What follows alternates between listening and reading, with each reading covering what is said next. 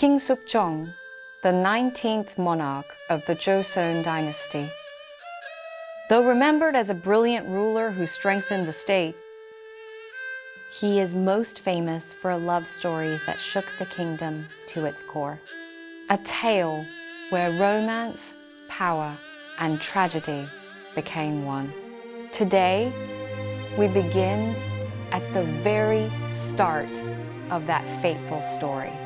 In 1674, at the age of just 23, Sukjong ascended the throne. But the dynasty was already torn apart by endless factional struggles. Two factions, the Westerners and the Southerners, clashed bitterly, each striving to control the royal court. For a young king, every decision felt like walking a tightrope. Yet behind the crown, Sukjong was still a man. Lonely, weary, longing for someone who could see beyond the throne and touch his heart. Then, one day, a new face entered the palace. Her name was Ok-jung.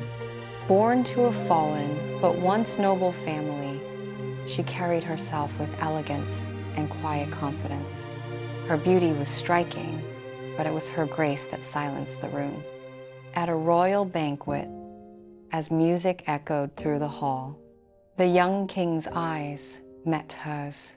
Who is she? Her presence, it silences the room. From that night on, the king sought her in secret. Their whispered conversations under the moonlight grew longer and deeper. Your Highness, when you speak like this, I almost forget you are the king. And when I am with you, Ok-jung, I almost forget the weight of the crown. With Ock-jung, Sukjong could forget the quarrels of ministers, the suffocating rituals of court. She was not just beautiful, she was intelligent, cultured, able to speak of poetry and philosophy, to share thoughts that touched the king's very soul. But rumors of their closeness soon spread through the palace. Whispers reached the queen, the dowager, and the ministers. The palace trembled with unease. Your Highness, to favor a low-born woman over the queen is to undermine royal authority. The ministers' voices echoed through the hall, heavy with warning. I may be king, but if I cannot follow my own heart, what is the worth of this crown? But Sukjong stood firm, his resolve unshaken. This was not merely a romance. It was a defiance, a challenge to the very foundations of power within Joseon. Thus began the conflict, a love story so powerful and so dangerous that it would one day become a tragedy remembered for centuries. Queen Inhyeon, proud yet isolated, began to sense the shadow of another woman near the king's heart. Though king and queen shared the throne, silence stretched between them. Duty bound them together, but affection had withered. In daily palace life, even the smallest gestures revealed her presence. A bow, a glance, each moment carried weight. From behind silk screens, Inhyeon watched. What seemed ordinary to others felt like a threat to her heart. Queen Inhyeon's heart stiffened. A rival had stepped into her world. The king's soul was torn between duty to his queen and desire for Ock-jung. Your Highness, even kings deserve to be loved as men. For the first time in days, he smiled, not as a king, but as a man. Jealousy took root in Inhyeon's heart. Queen and concubine, one with a throne, the other with the king's heart. Do not forget your place, Ock-jung. The king's gaze is fleeting. The queen's throne endures. Graceful as she was, Ok-jung trembled. She knew the queen's words were edged with truth. Between duty and love, Sukjong chose defiance. his heart would not yield. Yet even queens could bleed. Inhyeon's pride could not shield her from pain.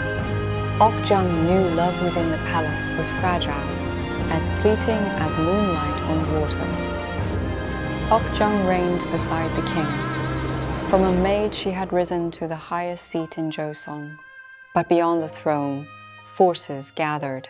Inhyeon, cast aside, now returned with ministers at her back. Whispers of cruelty, of ambition rumors spread like wildfire, staining Ok-jung's crown. The king, torn between factions, raged as his court fractured once more.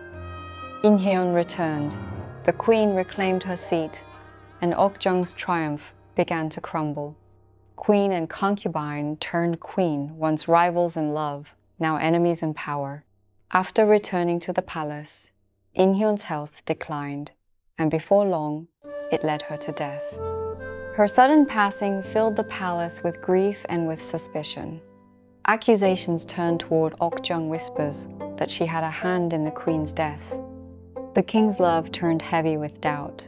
Could he trust the woman who once lit his heart? The king's love collapsed before his duty. Ok-jung's fate was sealed with a single word from the man she loved. The order was given Ok-jung would drink the poisoned cup. From queen to condemned, her fall was complete. She drank with the dignity of a queen, yet the sorrow of a woman betrayed. Her final breath carried both defiance and despair. Sukjong ruled a stronger Joseon, but no crown could ease the sorrow of his heart. The tale of Sukjong and Ok-jung love, ambition, and tragedy endures as a wound carved into history.